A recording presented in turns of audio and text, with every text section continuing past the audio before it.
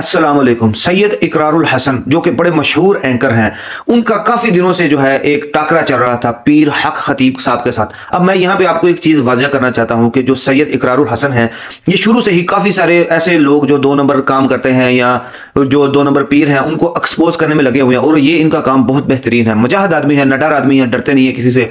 अब उन्होंने एक बहुत बड़े मशहूर पीर हक खतीब साहब की कुछ करामात जो कि इंटरनेट के ऊपर बहुत ज़्यादा वायरल है और उनके जो मानने वाले हैं वो इस चीज़ को आन भी करते हैं, उनको उन्होंने एक्सपोज किया कि ये जो पीर हक खतीब साहब है ना, जो किसी की आंख में से सोने की चेन निकाल रहे हैं, किसी के मुंह से कील निकाल रहे हैं, उसके मुंह से गोलियां निकल रही हैं, ये कोई करामत नहीं है बल्कि ये प्री प्लान वीडियोज़ होती हैं। उन्होंने ना सिर्फ ये दावा किया बल्कि उनकी ये वाली चीज़ें जो पीर हक खतीब साहब ने की थी, इकरारुल हसन साहब ने ऑन कैमरा ये वाली चीज़ें करके भी दिखाई। और अब हम आपको दिखाते हैं कि अगर पीर हक खतीब और शुफ शुफ वाली सरकार ने इस साइला, इस मरीज़ा के मुंह से 4-6 कीलें, 2-4 गोलियां बरामद की, तो मैं पीर सैयद इकरारुल हसन दर्जनों कीलें, कई गोलियां और 100 से जायद लोहे की सुइयां एक मरीज के मुंह से बरामद कर सकता हूं। मुलाहिजा कीजिए।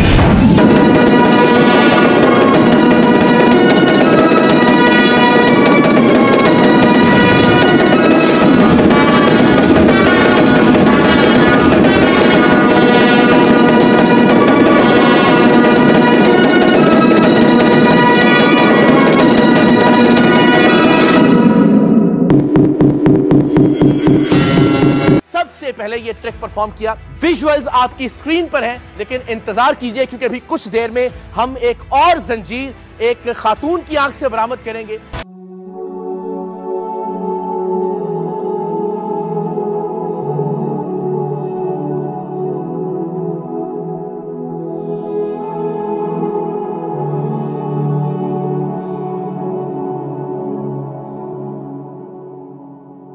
जब ये मामला चलता है कि उन्होंने इनको एक्सपोज किया है कि ये देखें, ये जो पीर हक खतीब साहब कभी चेन निकाल रहे हैं, कील निकाल रहे हैं, ये जो है बिल्कुल 2 नंबरी कर रहे हैं, इसके ऊपर उन्होंने जो है पीर हक खतीब साहब को चैलेंज भी रख दिया कि अगर आप वाकई सच्चे इन मामलों में तो मेरे साथ बैठे ऑन कैमरा जो है मुझे करके दिखाएं। तो काफ़ी उनको क्लैश चलती रही। उनके जो हक खतीब साहब के मानने वाले हैं वो इनको धमकाते भी रहे, लेकिन इन्होंने उनको एक डेडलाइन दी कि मैं इस तारीख को आपके पास आऊँगा, 14 फरवरी के दिन, तो इस दिन जो है आप तैयार रहिएगा। जब उन्होंने जाना था सैयद इकरारुल हसन ने आज के दिन इनके पास, तो पीर हक खतीब साहब ने एक बहुत बड़ा मजमा खत्म नबूत कॉन्फ्रेंस के नाम से अपने पास इकट्ठा कर रखा था। अस्सलाम वालेकुम। हम हक खतीब साहब के आस्थाने पे मौजूद हैं और इसलिए मैंने ये वीडियो बनाना मुनासिब समझी कि कुछ ऐसा बदगुमानी पैदा होना शुरू हो जाए, लेकिन भाई हम ये तवक्को जरूर करते हैं कि खतीब साहब यहाँ पे तशरीफ ले आएंगे। 2 घंटे हो गए, हमें मेहमान नवाजी का तकाजा तो ये कि आ जाए। मामला सिर्फ यह है कि हम खतीब साहब के सामने कुछ सवालात और एतराज़ात रखना चाहते हैं और उनके जवाब हम चाह रहे हैं। 6 बजे यूं भी यहाँ पे खत्म नबूवत कॉन्फ्रेंस का वक्त दिया गया है। हमारी ख्वाहिश है कि उससे पहले हम उनसे गुफ्तगू कर लें ताकि ये जो नेशनल इशू बना हुआ है अंदाजा हो जाए कौन सच्चा है कौन झूठा है। तो हम थोड़ा दरखास्त करें इस लाइव ब्रॉडकास्ट के वजह से कि वो प्लीज यहाँ तशरीफ ले आए। हम उनके मेहमान हैं और हमें उम्मीद है कि बड़ा जल्दी आ जाएंगे, हमें ज्यादा इंतजार नहीं करवाएंगे। अब देखिए, जिस मकतबा फिक्र से ये पीर हक खतीब सब तल्लक रखते हैं, उसमें किसी को गुस्ताख बना के मारने में सेकंड्स लगते हैं। तो इतने बड़े मजमे में कोई बंदा सोचेगा भी नहीं कि मैं जाऊं इसके पास और इसको एक्सपोज करूं, क्योंकि जो उनके मजहबी अकीदत या शिद्दत पसंद उनके चाहने वाले हैं वो उसके ऊपर अटैक कर देंगे। लेकिन यार, ये जो सैयद इकरारुल हसन मुजाहिद आदमी है, इन्होंने फिर भी ना डरे हैं ना किसी किस्म का खौफ है, पहुंच गए उनके जी आस्थाने आलिया पे और वहां पे ना वेटिंग एरिया में बैठ गए हैं। फिर क्या हुआ है कि वो काफी 3-4 घंटे उनका जो है ना बैक स्टेज पे इंतजार करते रहे हैं कि पीर हक खतीब साहब मुझे मिलने आएंगे, लेकिन नहीं आए। फिर हुआ ये कि पीर हक खतीब साहब जो है अपने चाहने वालों का बड़ा मजमा लेके सैयद इकरारुल हसन के पास आ गए हैं ताकि ये मुझको ये ऑन कैमरा एक्सपोज ना कर सके, और वहां पे बैठ के उसके साथ गुफ्तगू करना शुरू कर दिया।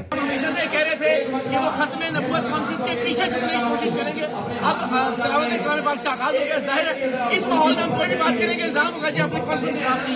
3.5 घंटे से हम यहाँ मौजूद हैं। हजरत अभी तक गायब है, उनके चेले यहाँ से उलझ रहे हैं, मोबाइल छीनने की कोशिश कर रहे हैं और इंतजामिया अल्लाह ताला सलामत रखे इन नौजवानों को। ये हमारा हिसार बने हुए, वरना अब तक इम्कान नहीं था कि ये मजहबी जुनूनी हमारे लोगों को नुकसान न पहुँचाते। ये भी पूरी दयानतदारी के साथ सब कुछ देखने के बाद ये इसका रिप्लाई जरूर देंगे।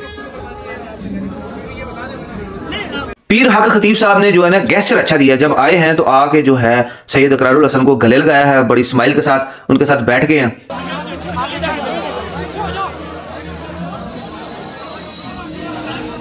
अल्लाहु अकबर।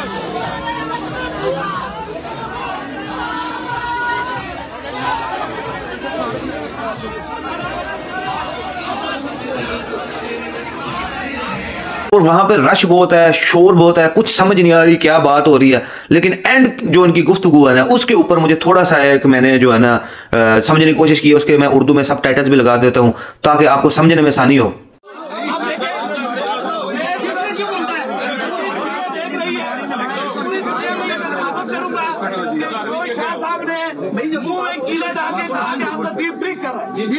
अगर ये मैं साबित ना कर सकूं मेरा गला काट दूं।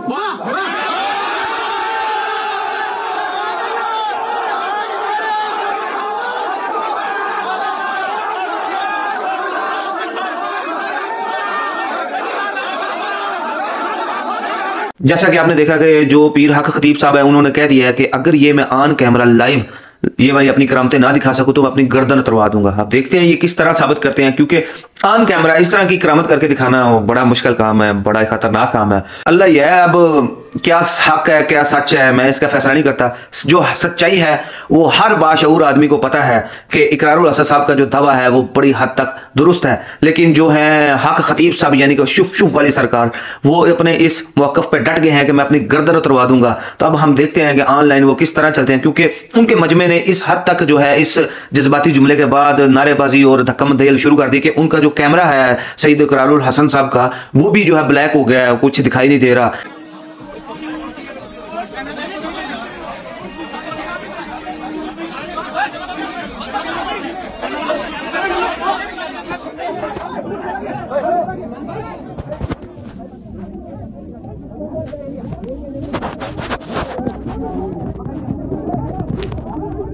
क्या मामला बना है, इस चीज का भी शिद्दत से इंतजार है। तो हम वेट करते हैं कि अगली वीडियो इकरारुल हसन साहब की आए तो वो अल्लाह के फजल और करम से बिल्कुल ठीक ठाक हो। सबसे पहले अस्सलाम वालेकुम। अपने हिस्से का काम करके अल्हम्दुलिल्लाह अब हम महफूज हालत में यहाँ पहुंच चुके हैं, एक महफूज मकाम पर।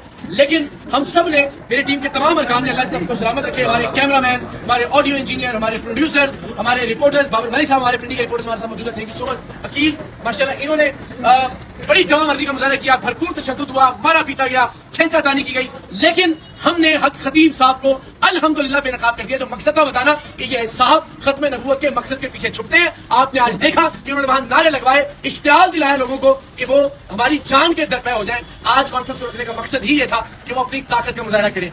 एक आयत नहीं सुना सके मौसूफ, 3 घंटे तक टीम सरेआम को हमें यरगमाल बनाकर रखा। पुलिस वहां से कहती थी कि चलते हैं कि हम जाने नहीं देंगे इनको। वही ड्रामे बार बार दोहराए कि जिन खवातीन की आंख से बचे, यानी वही बच्ची जिसकी आंख से 4 बार चेन निकाल चुके, आज 5वीं बार भी उसकी आंख से चेन निकाली। तो फिर काहे की हामिल है कि आप उसको 4 बार में ठीक नहीं कर सके और आज भी उसकी आंख से चेन बरामद हो रही है। जब हमने कहा जी एक बार और निकाल के दिखा दें तो फिर उसका कोई जवाब नहीं था। वो बच्ची बेचारी 10-15 मिनट तक तकलीफ की हालत में रही और मुझे उम्मीद है कि उनके अपने सोशल मीडिया ने उनका ये ढोंग, उनकी ये नौटंकी बेनकाब की होगी। हमारे कैमरे छीन लिए गए, हमारे मोबाइल फोन छीन लिए गए, हमारी रिकॉर्डिंग्स को बंद करवा दिया गया, वहां जानबूझकर इंटरनेट के सिग्नल्स को डाउन करवा दिया गया और हम जाहिर वहां से लाइव नहीं जा सके। लेकिन हमने अपने हिस्से का काम कर दिया, कौम को बता दिया कि खत्म नबूवत की आड़ में ये नौटंकी, ये ढोंग जारी है और बदकिस्मती से सादा लोग निशाना बन रहे हैं। अल्हम्दुलिल्लाह अब हम तमाम लोग यहाँ आ गए।